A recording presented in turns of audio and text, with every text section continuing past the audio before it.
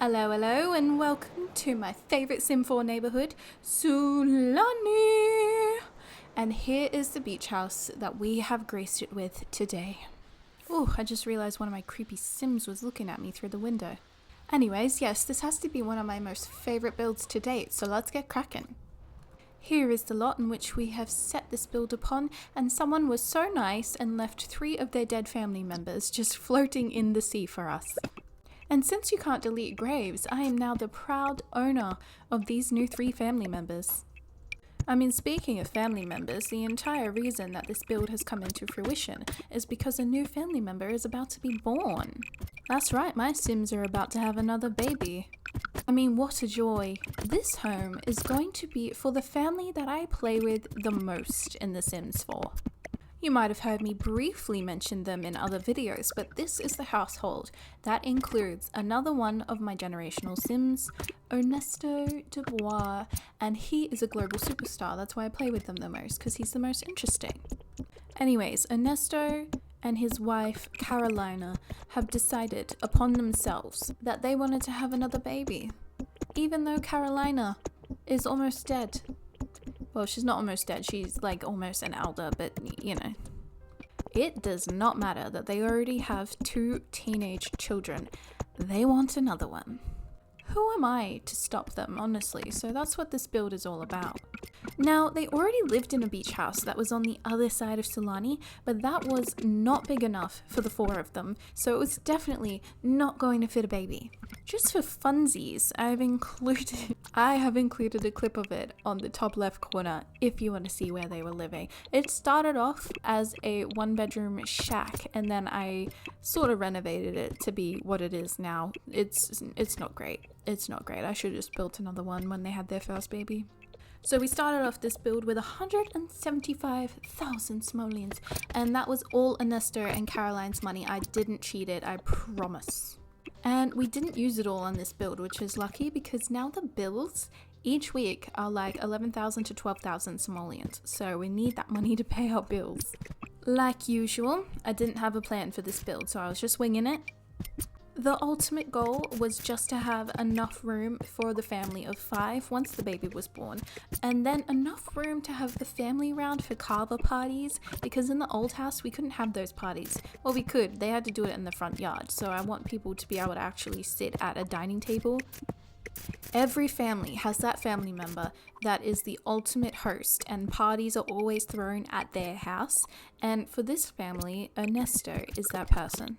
So you'll see this little cutout I put into the back of the house. That is an area specifically for having kava parties.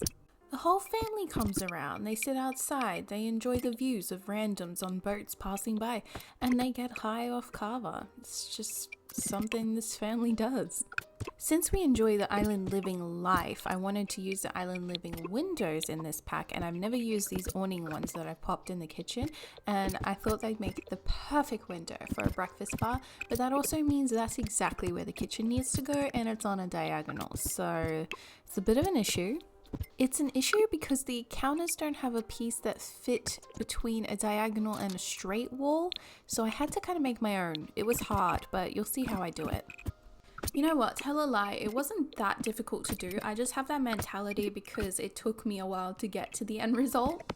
Essentially, all I had to do was get an end counter piece and shove that into the gap that was being created with the already existing end counter piece, and then the one next to it, just to like make sure that there wasn't a gap there. It looks good, but the only downside to that is it makes the original end counter piece and the one that I've just shoved in unusable, but that's fine in this kitchen because there are so many counters that they can use. They don't really need these ones. That awning window really set the layout of this house into motion because once the kitchen was down, everything else around it was just so easy to pinpoint and put down exactly what I wanted. So of course the dining room is right near the kitchen, so it makes it easy to get your food and then just sit down and eat it. That's what a dining room's for.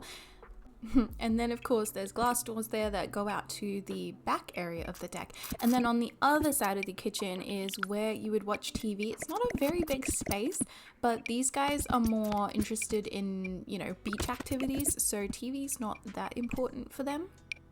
I had to include that little seashell chair too because I think it's adorable. It doesn't really look comfortable to sit on, but it fits in this room. And I just shoved a bookcase into that little weird space behind the stairs.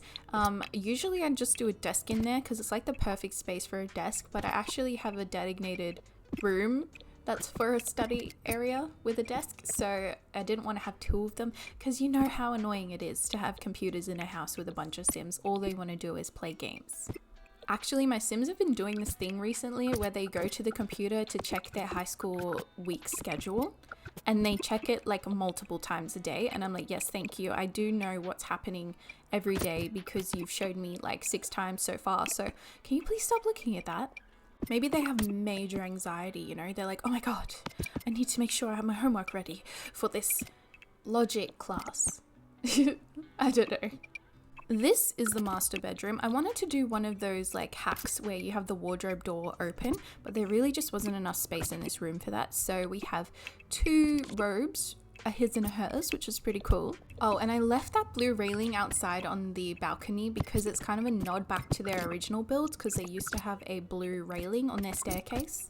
And this is my favorite room. It's really tiny and it's just an ensuite, but I don't know, I just love it. I love the colors. I love how it came together. I love the sun that shines through the window. It's my fave. I think it's got a bit of a Spanish/Moroccan style, so I really like that. Doing Spanish-inspired home builds is like one of my favorite things to do in The Sims. That and also like farmhouse, cottagey style vibes. I wouldn't have picked that for myself, but The Sims have like opened my eyes and I was like, oh, okay, I do like that. I live in your very typical like Australian suburban home, and if you take a look at Google Maps, it's like surrounding the house that I'm in, everyone has their like black and blue colorbond roof, which is, you know, typical. And then there's just this one, it's like literally a couple of streets away from me, that has a bright orange tiled roof. It's a very Spanish styled home build and I love it so much. I walk in that direction just so I can see it. Oh look, the reason we're all here for this build, the baby's room.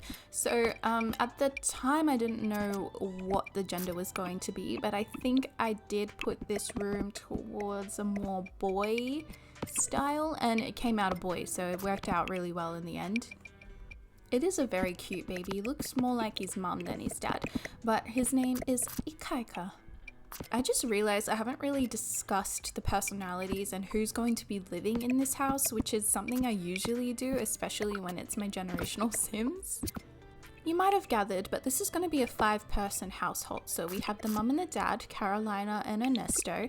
Then we have the baby, Ikaika, but there's also a teenage daughter, her name is Jamina, and a teenage son, and his name is Alexander. Ernesto is my superstar and he literally got famous from playing the guitar in public places. He didn't even make that much money until recently. He was in the social media career and he literally just had to like get a bunch of followers, and then he got to level 10 of that career and that's where he made most of his money. I'm pretty sure he only worked like 2 days a week though, so he still weren't making that much money. Anyway, I stopped playing with him for a while, and in that time he decided he wanted to quit his job and just not do anything. So when I came back, he didn't have his job anymore. So I thought, let's try something else, and I signed him up for an acting career. He's never done acting before. He's really terrible at acting, actually. But I guess having the fame meter that he already had, he just like got welcomed into acting. And you know, he doesn't even need to get dressed or have makeup done before he gets on the stage. They just let him do it in his normal everyday clothes, which is a bit odd to me. And I've only played the acting career once before, and that was with the very, very, very original Dubois family, like the first generation, and her name was Violet. I think the most money that I made with her in a day was like 6 grand, and with Ernesto, even though he's really crap at acting, he makes roughly about 22k a day. So anyway, we're raking in the money. It's definitely enough to pay the 12k bills that this house comes with. And it's pretty lucky because Carolina, she is a lifeguard, but she is deathly afraid of water. I don't know how they go hand in hand. She's also at the top of her career as well, so yeah, it doesn't make sense. And then the 2 teens, they just go to high school, so it's not very exciting. So we're coming up to the end of the build now. We're just doing that little study area that I mentioned earlier, and it's also like sort of a mini art gallery because Carolina likes to do art too. But yeah, we're about to flop on over to the tour, so thank you so much for watching, and I will catch you in the next one. Cheers.